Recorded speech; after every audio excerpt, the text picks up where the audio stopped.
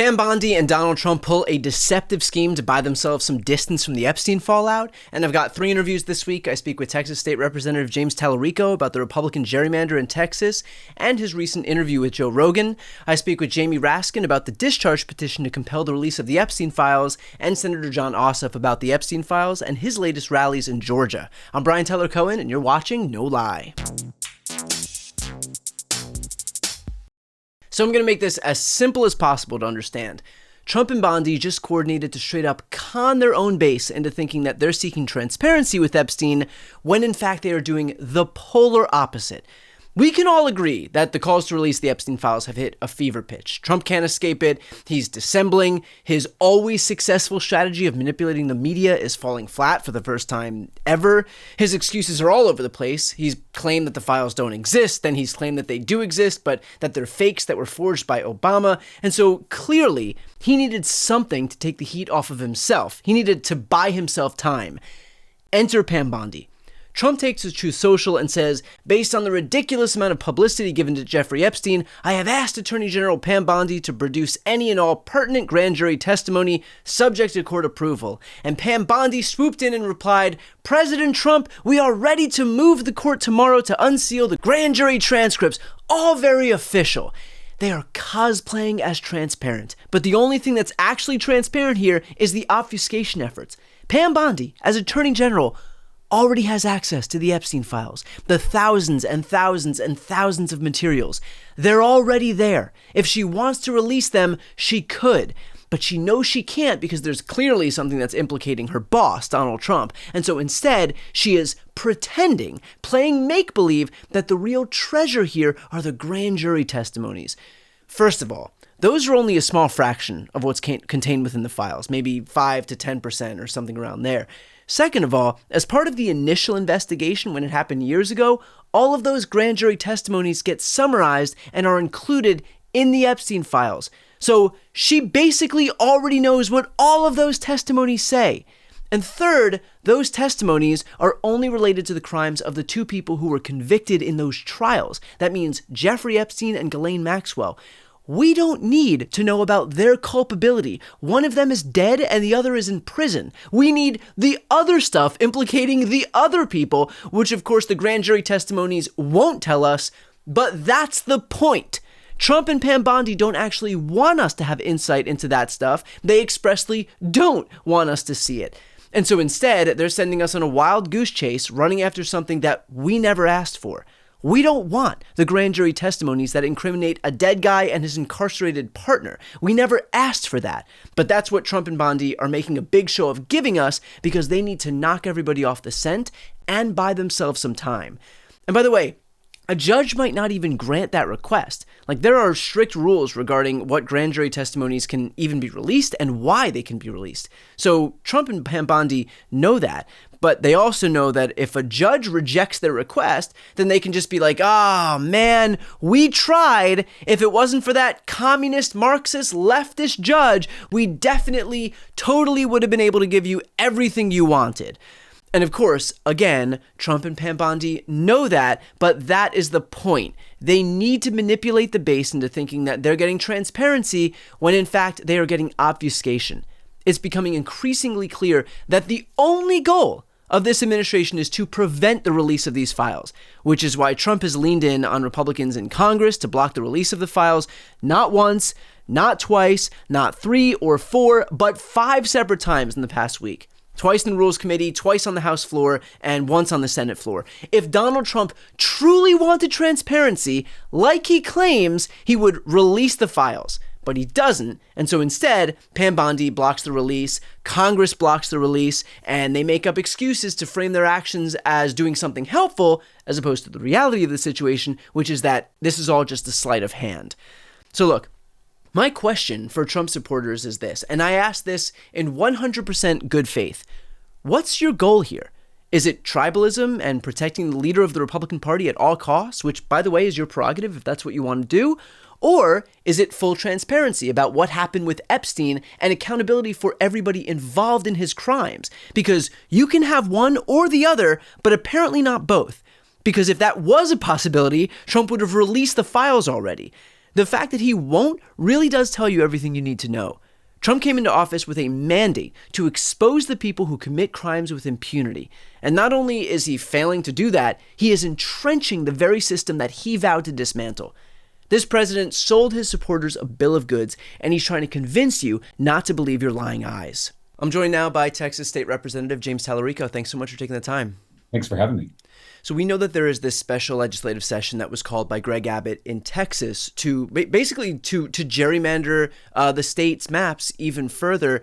Gavin Newsom out here where I am in California has responded and basically said, if Texas goes ahead with this, then we're going to seek to retaliate here in our state. And so now this is going to basically spark off a new cycle where the maps are going to be gerrymandered even further in multiple states across the country. First and foremost, can I have your reaction to the fact that this might happen now in California to counteract what Greg Abbott is doing in Texas, and to ask if that's having any impact on what the Texas Republicans are thinking? Well, I'm here at the state capitol this weekend preparing for this special session that starts on Monday. And we should be coming together at the state capitol to talk about flood relief for the victims in the Hill Country and across central Texas. We should be talking about how to prevent catastrophes like that from ever happening again. But instead of focusing on the real problems, Greg Abbott is doing Trump's bidding by redrawing the Texas political maps and, taking our districts into crazy shapes to guarantee the outcome they want. I mean, the president is attempting to rig the next election. And so I'm thankful that Texas Democrats, my colleagues here in the state legislature, are having conversations about how we can stop this, how we can stand up to Greg Abbott and Donald Trump. But I'm also thankful that folks in other states are also having those conversations. I mean, we as Democrats can't allow this type of power grab to go forward. Right. We have to stand up. We have to match energy. And so I'm thankful that folks in California are promising to retaliate if Greg Abbott and Donald Trump decide to move forward with this. In terms of the tools that you have, the Texas Democrats have at your disposal, from the minority, minority parties are generally rendered pretty weak against the majority party. Is there anything that you would be able to do? Are there any tools at your disposal that you think would actually be effective at blocking what they're looking to do? I do. In the minority here in Texas, we have to use every tool in our toolbox. That's everything from the rules, using the rules to the best of our ability, using our platforms to raise awareness and organize people. And then, of course, they still need all of us to make quorum and be able to conduct business. And so there's a whole range of options at our disposal for how to confront this. And I think my colleagues and I are trying to figure out what that looks like. And, honestly, we haven't even gavelled in. We haven't even seen what the maps would look like. I think we want to go through some of these steps before we decide what tool to use. But regardless of our strategy, I hope that everyone, whether you're a Democrat or an independent or a Republican, realizes the danger of politicians silencing our voices and attempting to steal the next election. I mean, Brian, you've done some great coverage on the big, beautiful bill, but I mean, this was the largest transfer of wealth in American history, kicking millions of people off their health care to fund tax cuts for billionaires. They know that's unpopular, but they think they can insulate themselves from the voters with this type of power grab. And if they succeed here in Texas, they're going to do it in red states across the country. They're going to rig the 2026 election. And if that happens, they'll never have to fear the voters ever again. Right. They can enrich themselves and their donors with no consequences, with no accountability. And that really is going to the heart of our democracy. And I hope that's an alarm bell for all Americans and all Texans.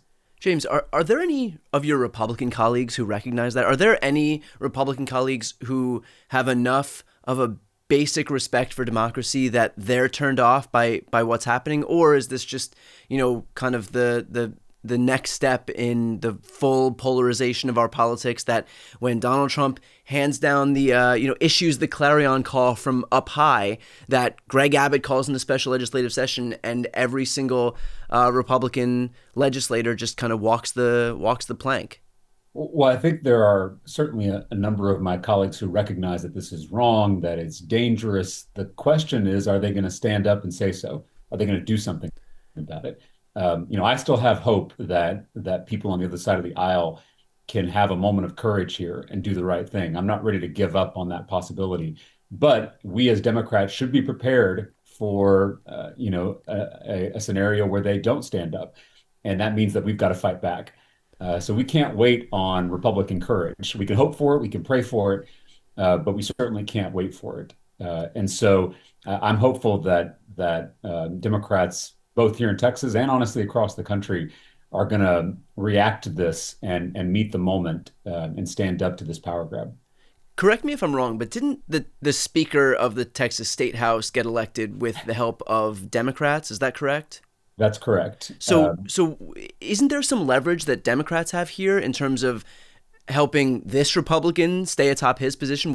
Is there some basic agreement or understanding that was struck between the Democrats and the Speaker to be able, to determine the extent of the abuse or the limits to the abuses of his power that he'll usher in? Well, I think that all remains to be seen. And unfortunately, I don't think a lot of us saw this coming. Maybe we should have, but I honestly didn't anticipate a mid-decade gerrymandering attempt. Yeah. I didn't have that on my bingo card, unfortunately. But as you mentioned, here in the Texas House, we still have some shreds of bipartisanship, and Democrats are a very large minority. A lot of people have this conception of Texas as this, deep red state, when actually it's a lot more purple than it is red. And Democrats control about 42% of the seats in the Texas House of Representatives. So we're a substantial minority, and with those numbers, you can cause a lot of chaos. And I would prefer not to do that. I would hope that our Republican colleagues, I would hope the Speaker would work with us to prevent this power grab from moving forward.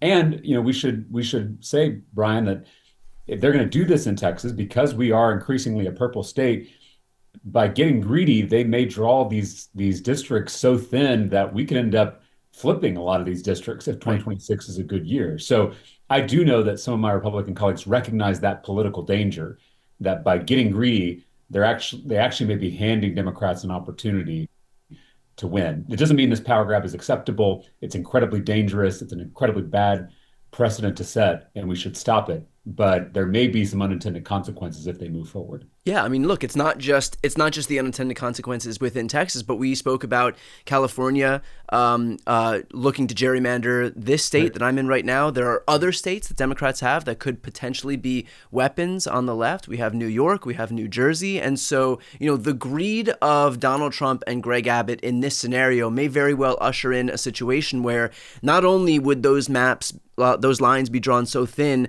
that Democrats themselves would flip them in a good year, which 2026, at least the polling would suggest, may very well turn out to be, but it could end up leading to a situation where maps in California, in New York, in New Jersey, and other states across the country also go much more blue by virtue of these gerrymanders that were done in a retaliatory fashion.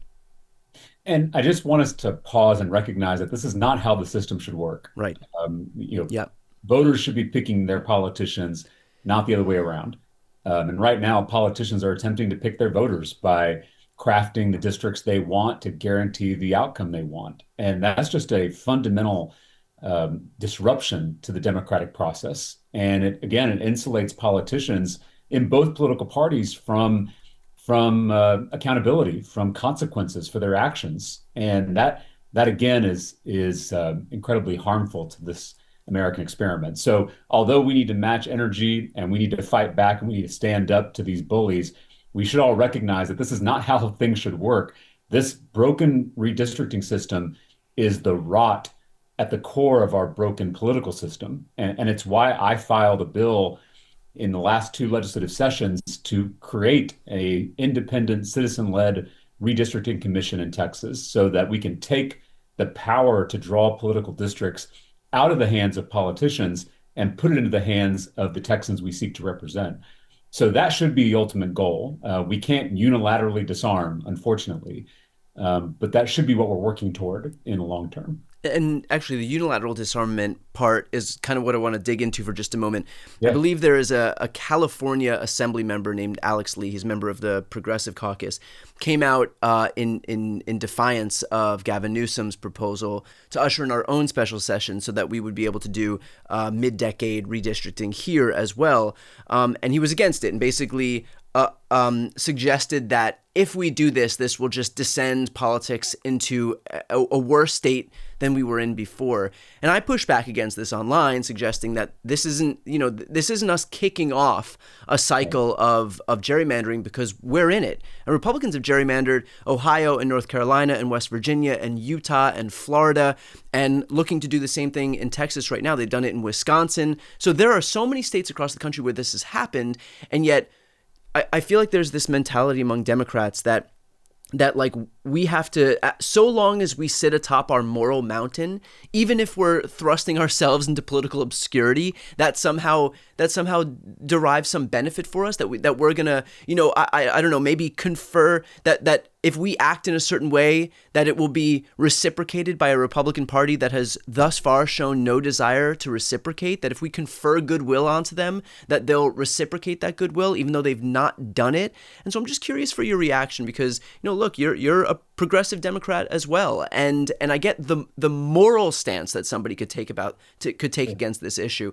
But practically speaking, I'm just curious how you would respond to legislators here in my state who would be against this.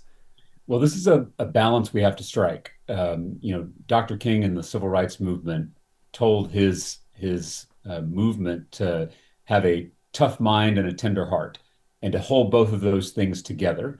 And for me, having a tender heart means knowing why we're doing this, having that moral clarity, knowing what the vision is ultimately that we're trying to get to, and not getting lost in the back and forth that we're seeing today.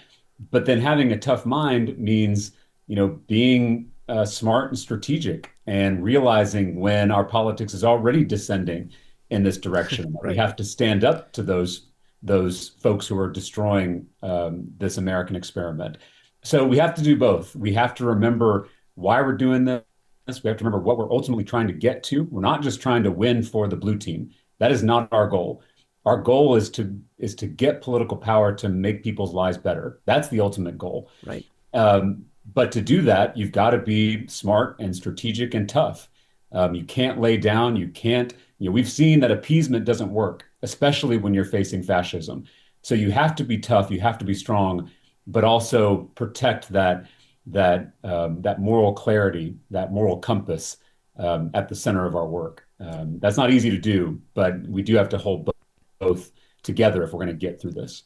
Literally could not have said that better. That is exactly right. And I think that has been a problem for Democrats for so long, that once we get into power, it feels like we lose our way and begin defending the processes of government as opposed to remembering why we're there. It is not to defend the filibuster. It's not to defend the status quo. It's not to defend the maps or to defend a system with least change. It's to help people have health care, and for women to have reproductive rights, and for us to combat climate change and make sure that kids aren't getting gunned down in schools. And so often, far from protecting the institutions of government, those are the impediments. So break those down if it means that you can get closer to what you want to do. But, look, people get into government and you think that I'm here to defend good government. And look, my whole thing in the lead up to the 2024 election, perhaps naively, and certainly not strategically in retrospect, was to appeal to people's sense of wanting to protect democracy. But really, it's not just this nebulous idea of democracy or our institutions that are moving people.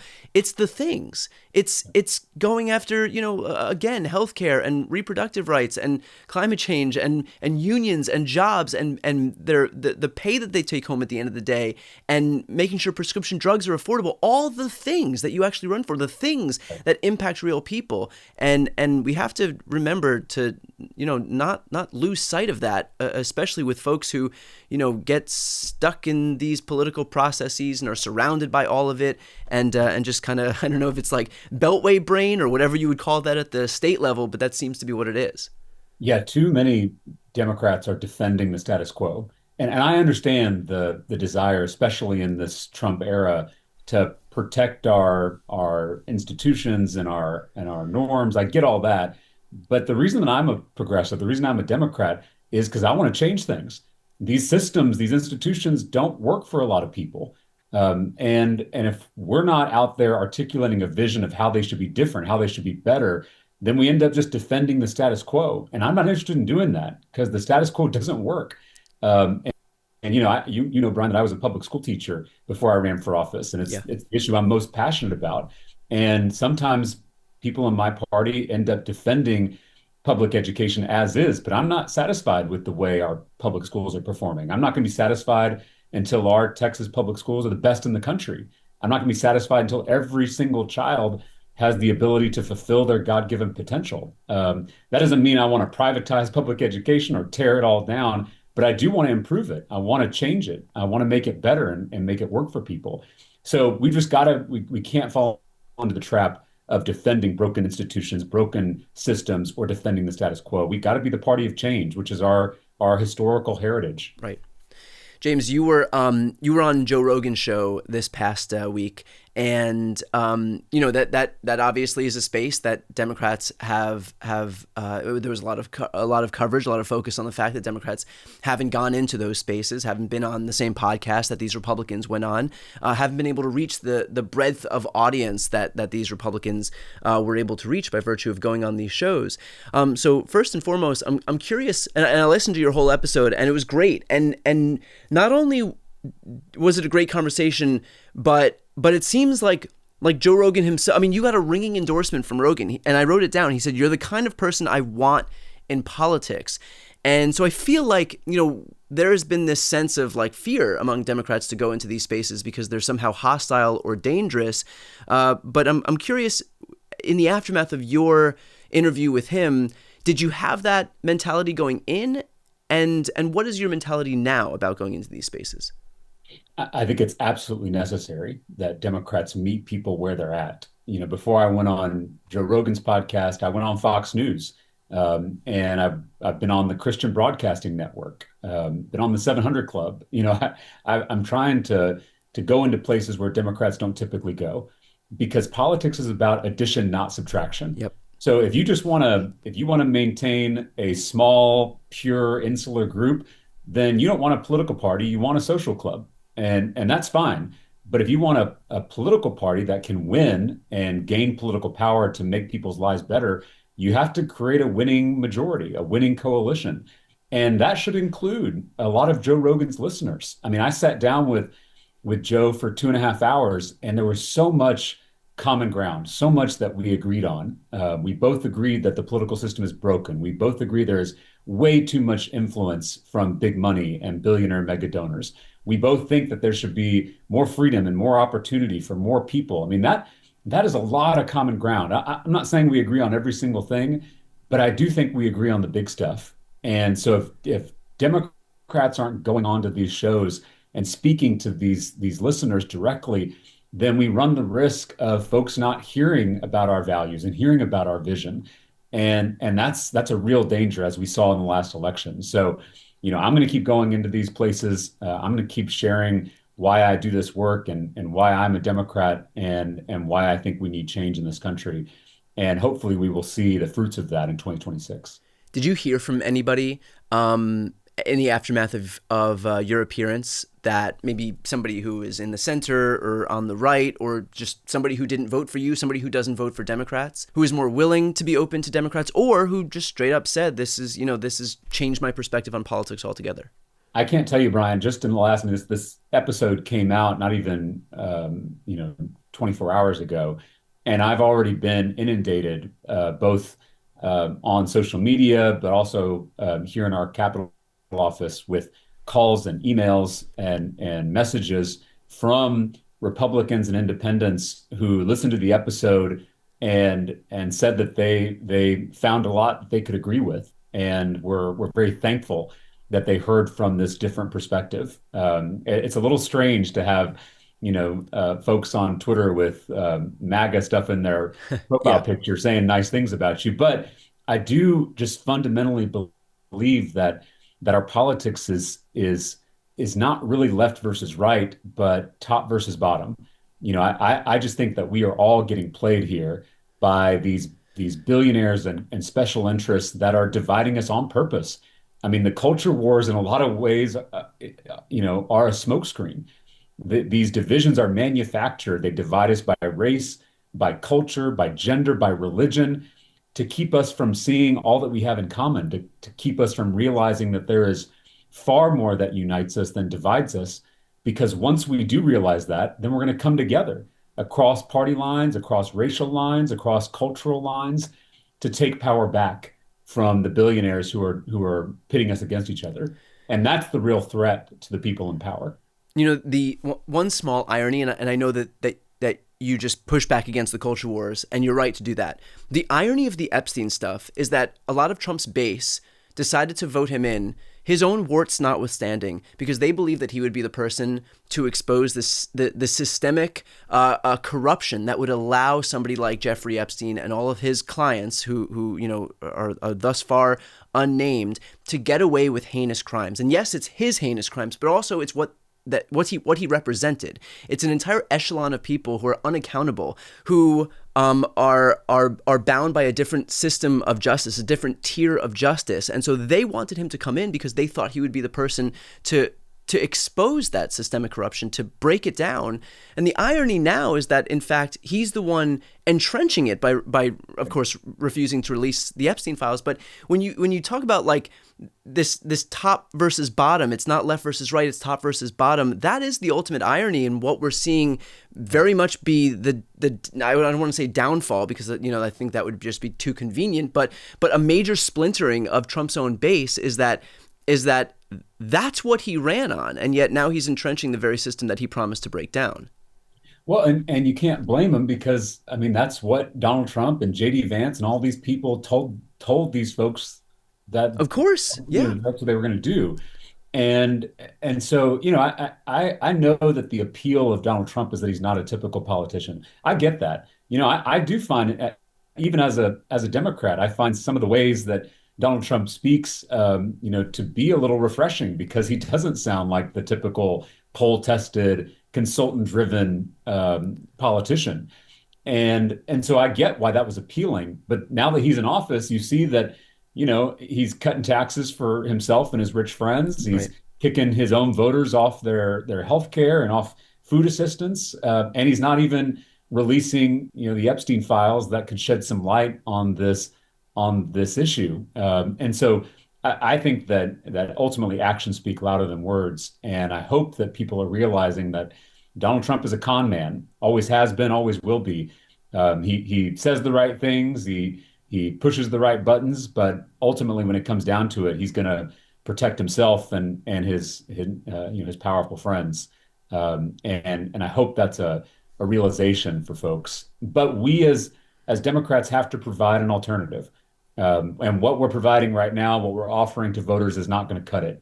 So our party has to have some deep introspection about what went wrong, how we need to be different, how we need to get back to our roots of fighting for regular people. And only when that happens are we going to be able to turn this country into a better and more healthy direction.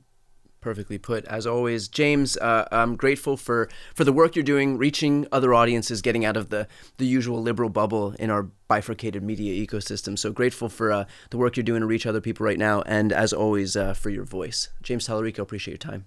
Thanks for having me. I'm joined now by Congressman Jamie Raskin. Thanks for joining me. I'm psyched to be with you, Brian. So we have just found out that Donald Trump and Pam Bondi are asking a judge to release the grand jury testimony. This is not the Epstein files. This is something completely different, really, that no one is asking for. You have thousands upon thousands upon thousands of files. They opted not to have those, even though they're already in their possession, and are instead saying, we're going to go through this lengthy process that may or may not work out, where we're going to get some testimony that we can then choose what to release from within that testimony if a judge even opts to grant it.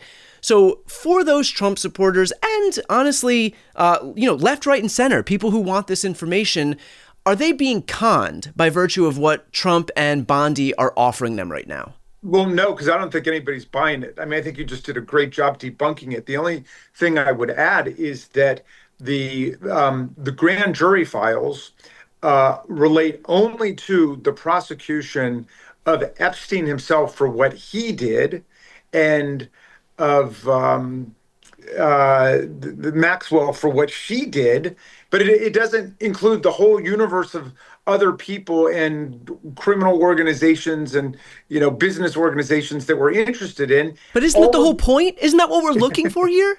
It's a complete distraction. It's a red herring. It's don't look over here, look over there kind of thing. And even for that tiny subset of the materials we might be interested in, and they're pretty much peripheral, but even within those, Rule 6E will provide that much of it will have to be redacted to protect victims and other people. So look, all of that is just a decoy. They've got the materials within their possession, and they can release everything, just redacting the information that would be identifying information for the victims, which is the only thing that should be redacted. And that's what the Democrats have been asking for. All we're saying to Donald Trump is be true to what you've been asking for years. Release the information in the possession of the government. And so can you talk about what efforts, knowing full well that all he wants to put forward is this decoy, what can Democrats do? What are Democrats doing right now to compel this information? And I ask this because we've seen multiple efforts where Democrats have sought votes in the House, both in the Rules Committee, on the House floor, even the Senate floor, to compel the release of these files. And 2 times in the Rules Committee, Republicans voted it down. 2 times in the House, Republicans voted it down. 1 time in the Senate, at the hands of Ruben Gallego, Republicans voted it down. And so what are our options here moving forward? Well, we've also, in the Judiciary Committee, the Democrats have demanded a full bipartisan hearing where we subpoena all of this information, and we subpoena witness testimony from Attorney General Bondi, from FBI Director Kash Patel, from the Deputy Director Dan Bongino. So they come forward and everybody tells us everything they know about this whole nightmarish scenario. So that's one thing. We can continue to press that. Now, Chairman Jordan's answer was, well, yes, we're going to have her in to talk about everything, right, implying, therefore, we can ask about those questions. All right, he said, before the end of the year. And then when we were saying this is ridiculous, we're not waiting till December, people started saying September we could do. So who knows? We'll keep pressing on that. But here's the other thing. I got to salute my counterpart over in the Senate, who's the ranking Democrat on the Senate Judiciary Committee, Senator Durbin, who has discovered, apparently from a whistleblower, I'm not quite sure how, but that you remember they had actually conscripted 1,000 FBI agents to be working around the clock, 24 hours, going through more than 100,000 of these Epstein documents in the files, and apparently told them to flag any mentions or appearances or pictures of Donald Trump, anything that appears there of Donald Trump. They're supposed to flag it. Well, what were they supposed to do after they flag it? And we also heard separately, this was a couple weeks ago, that the FBI Director Kash Patel was using lie detector tests against the FBI agents. And I wonder whether these two things are related to each other. In other words, somebody finds something relating to Donald Trump, they turn it over. Are they then asked, are you loyal to Donald Trump? Will you do what we ask you to do?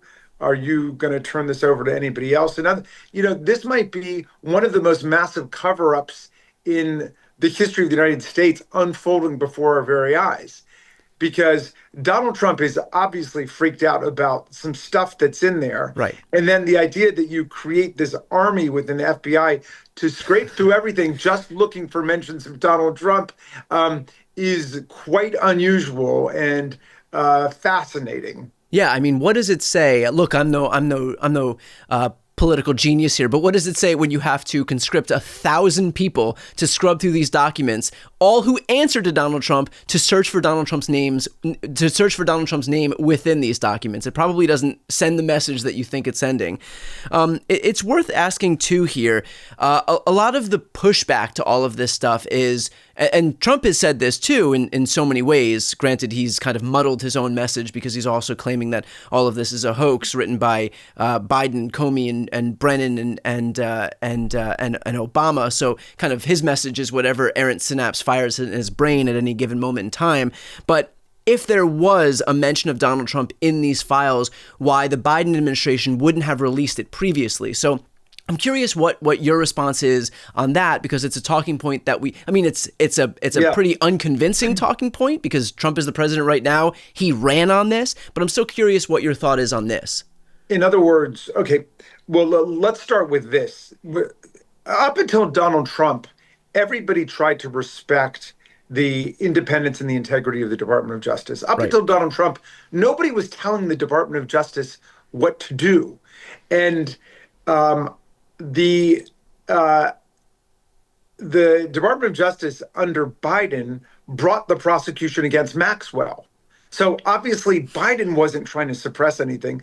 The GOP stories today make no sense. They're totally conflicting. They're saying on the one hand, Biden and Obama made all of this stuff up about Donald Trump, but then they never released it. Why did they make it up if they never released it? Right. And then they say to us after Donald Trump campaigns on this, that there's all this stuff in there that he knows about. And he should know, considering he was Epstein's best friend for more than a decade, that it all should be released. After they're campaigning on it, we say, fine, let's go ahead and release it. You seem to know there's all this stuff in there. And then all they say, no, why didn't you release it? I mean, it makes no sense what they're saying. They're just pointing fingers in 100 different directions. The bottom line is, here's what we do know. Epstein was a convicted sex offender. There was a 60-count federal indictment waiting for him. And then Donald Trump's later labor secretary, Alex Acosta, who was then the U.S. attorney for the Southern District of Florida, reduced that 60-count federal indictment on conspiracy, sex trafficking, prostitution, pimping, all of this stuff, reduced it to one state count of solicitation. That was the sweetest sweetheart deal, perhaps, in the history of federal criminal prosecution. He gets this tiny, gentle, I don't even want to say slap on the wrist, a massage on the wrist, where he spends half of the day free, half of the day spending the night in a slumber party at the jailhouse. Okay. And then he also gets a get out of jail free card for 4 of his unnamed associates who were named and theoretically would have been either indicted or unindicted co-conspirators. Somebody put the fix in for the guy. We want to get to the bottom of that. Then later, a federal prosecution starts over again. That's when he's in jail, and that's when he takes his own life. And at that point, a lot of people were asking questions about whether this was truly suicide or not, including Donald Trump. Then it's Attorney General William Barr, Trump's Attorney General, who goes over and says this was a perfect storm of mistakes and mishaps, but he declares that it was a suicide, even though there was, the momentary lapse in the videotape, which turns out not to have been 1 minute, but I think 3.5 minutes. It's since been discovered there were 2 people who were assigned to watch his cell who disappeared. So who knows? I mean, at this point, we're in like the fog of their conspiracy theory and a very strange sequence of events indeed. So Maxwell gets prosecuted. She's sentenced to 20 years. And then the third co-conspirator in that particular case also takes his own life. This is the French guy who takes his life. All right. Then Trump runs around the country saying, we've got to release the complete Epstein file. J.D. Vance says that. Pam Bondi says that. Kash Patel says that. In fact, it's curious that all of the people who were talking about it suddenly get put into key positions in the Department of Justice and the administration. And now they do perform a complete U-turn and they want to sweep the entire thing under the rug. Right. Just as a quick aside, what is the point of the sweetest of sweetheart deals for Jeffrey Epstein when normally these deals are given so that prosecutors can work their way up the ladder so that they can get as close to the big fish as they can? Epstein was the big fish in this scenario. And so what do you get isn't the whole point to try to get people like him? And so what benefit do you derive as a prosecutor from Alex Acosta's perspective by giving him such a good deal when he's the person that all the ire should be aimed at? Well, it suggests the possibility that there was in fact a bigger fish involved who wanted to put the whole thing to bed as quickly as possible. Because if there were other people that Epstein could be pointing the finger at and looping in as part of turning state's evidence in order to get a better deal for himself, those people would have every interest in keeping Epstein on their good side, right?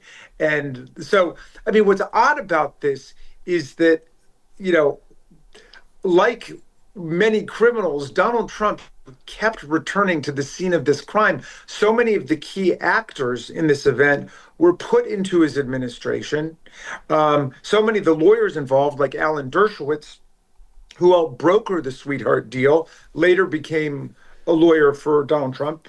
And then Trump campaigned on it. And we've seen how he loves to project onto other people his own anxieties and insecurities.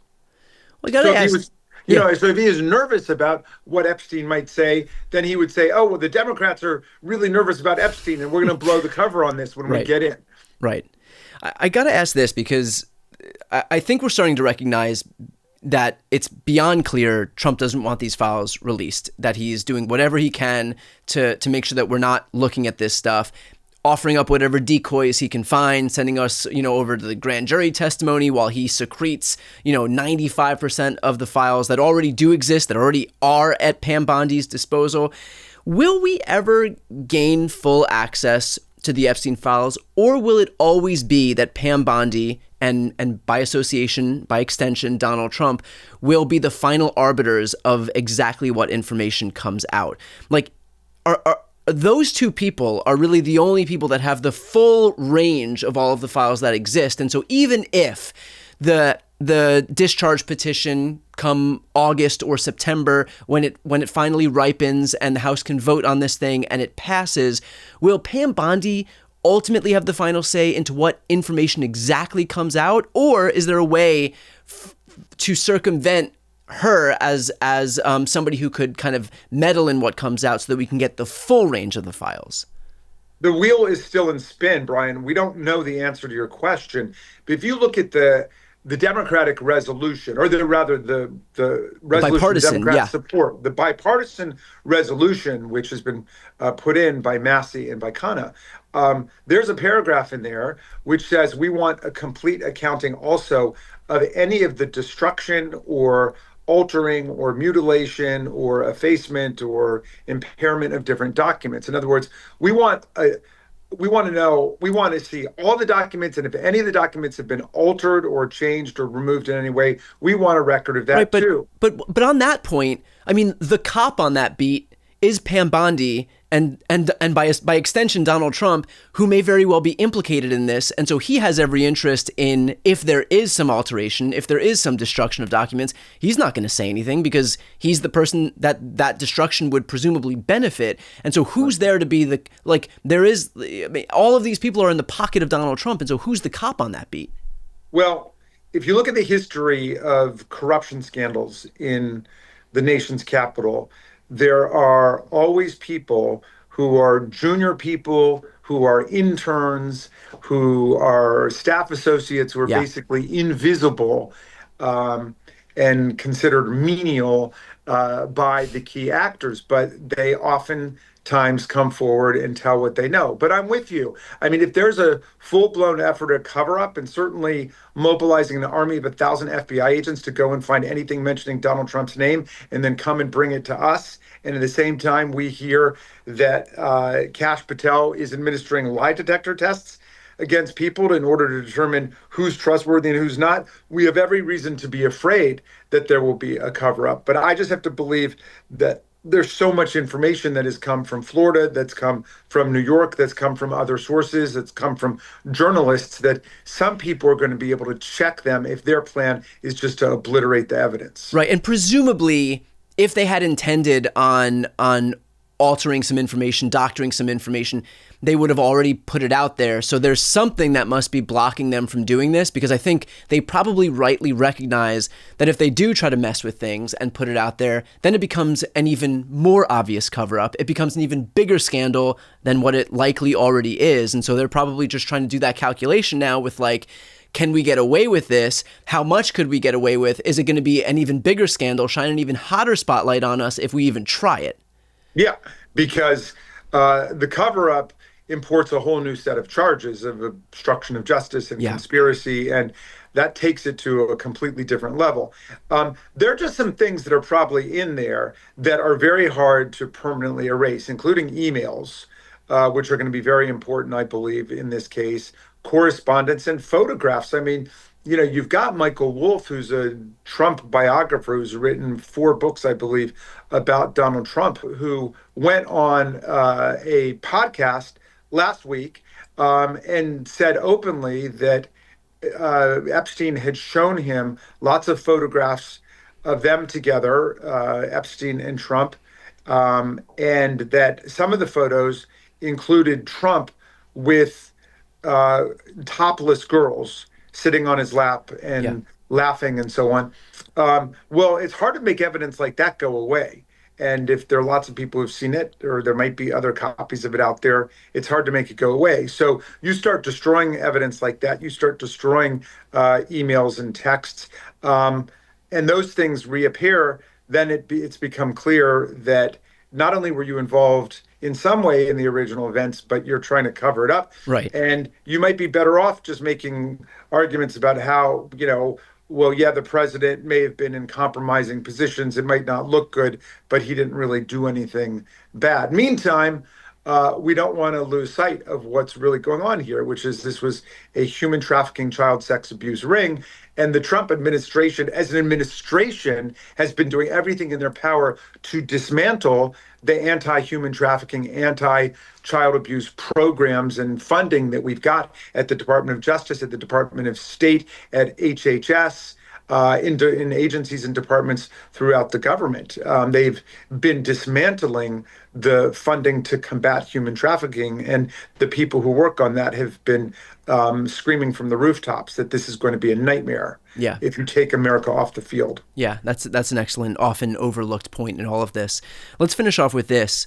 Among your Republican colleagues in the GOP conference, what are these people saying behind the scenes? Because these are people who've staked their reputations and built their brands and spoken openly and proudly about their efforts to take down, you know, this deep state pedophile ring that encompassed the highest echelons of government.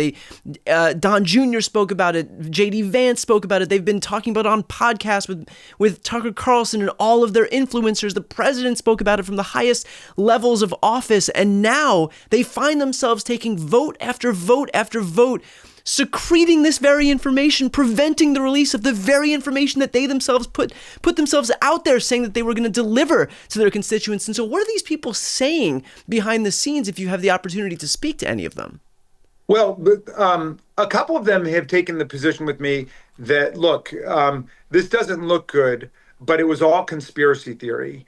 And given that it was conspiracy theory, all they can really do is to just let it all hang out and show that there's nothing there.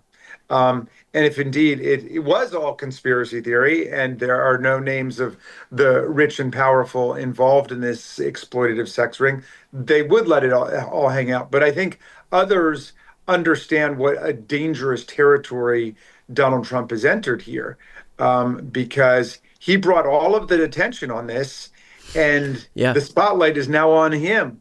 And I don't think they know where it's going to go, but they don't think that he's going to, it's within his character to try to really release anything and disclose stuff. He's just going to try to fight it till the end of his presidency. And, you know, he's going to go from talking about, you know, Russia, Russia, Russia, or insurrection, insurrection, insurrection, to just talking about Epstein, Epstein, Epstein. Yeah. You know? I mean, I don't know how much we're about to get a quick lesson in how potent use of Biden's auto pen is as a distraction technique. So with that said, Congressman, I appreciate your time today. I appreciate you keeping this in the spotlight, and we'll talk to you soon. Thank you, Brian. Hang tough, man. All the best. I'm joined now by Senator Jon Ossoff. Thanks so much for taking the time. Thanks, man. Good to see you. So we have watched as the Republicans have staked so much of their credibility, so much of their identity on releasing these Epstein files. There was just a vote in the House, and all of the Republicans came together unanimously to vote against advancing this effort to release the Epstein files. Can I have your reaction first and foremost to hearing so much about this issue that they purportedly cared so deeply about, and now when they have the opportunity to actually substantiate what they said and get these files into the daylight, they're the ones who served as the major impediment to it?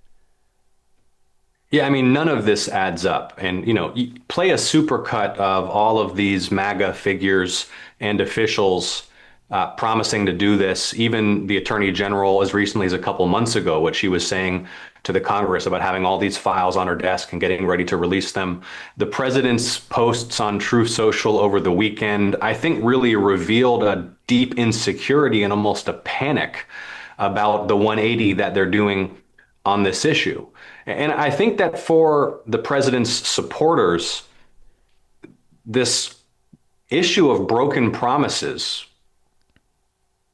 whether it's the Epstein files or his promise to end the wars, which are still raging, or his promise to increase U.S. oil drilling, which is declining, or his promise to lower prices, which are still rising, or his promise to be for working people when they're defunding nursing homes and hospitals and clinics to fund tax cuts for the rich, his promise to tackle the national debt, which is exploding. I mean, it's adding up, and I'm hearing it from Republicans in Georgia that all of the broken promises are really damaging the president's base and their confidence in this administration.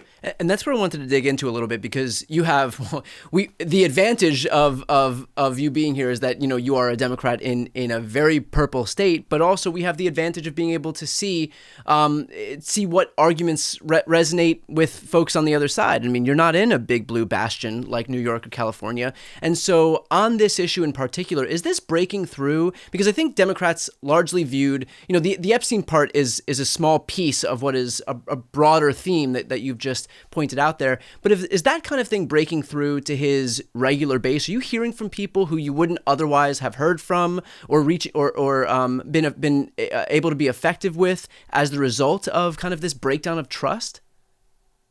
Well, it's not just the Epstein files. I mean, obviously, the changing stories and the obvious lies and the 180 on Epstein is in the headlines right now.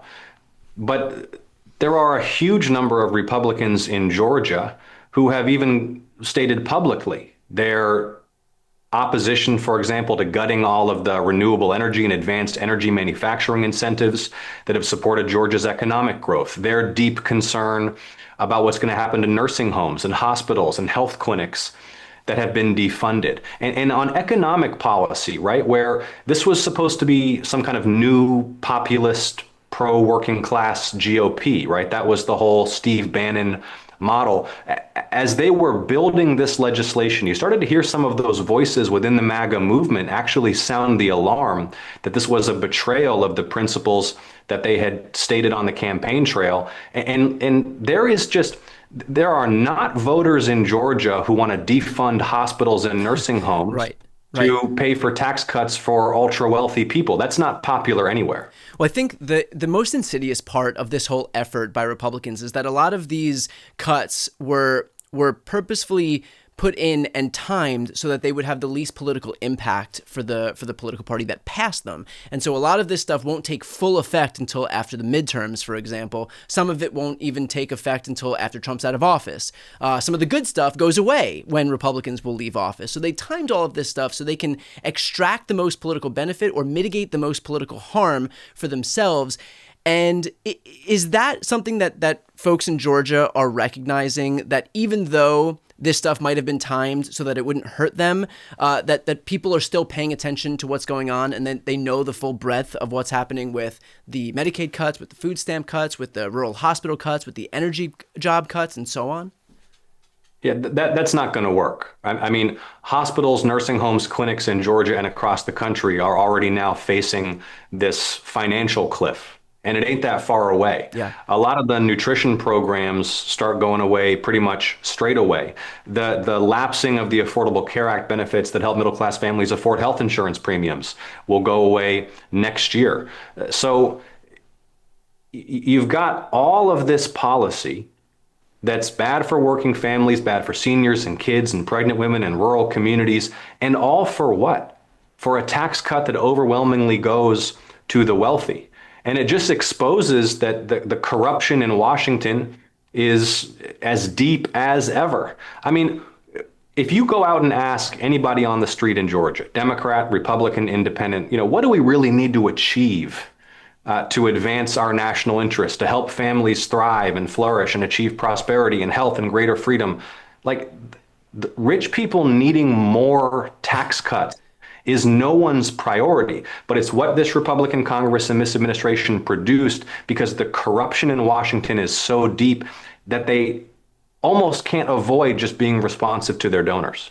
Is there a sense from the Republicans or independents who you've spoken with, because the GOP's platform was so focused on populist promises, right?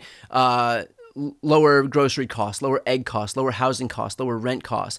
And they've done the polar opposite. And that's notwithstanding all of the other things that they've lied about, whether it's the Ukraine-Russia war, whether it's releasing the Epstein files, whatever it may be, whether it's, ushering in some manufacturing renaissance and instead Donald Trump is engaged in a trade war that's left us isolated on the world stage.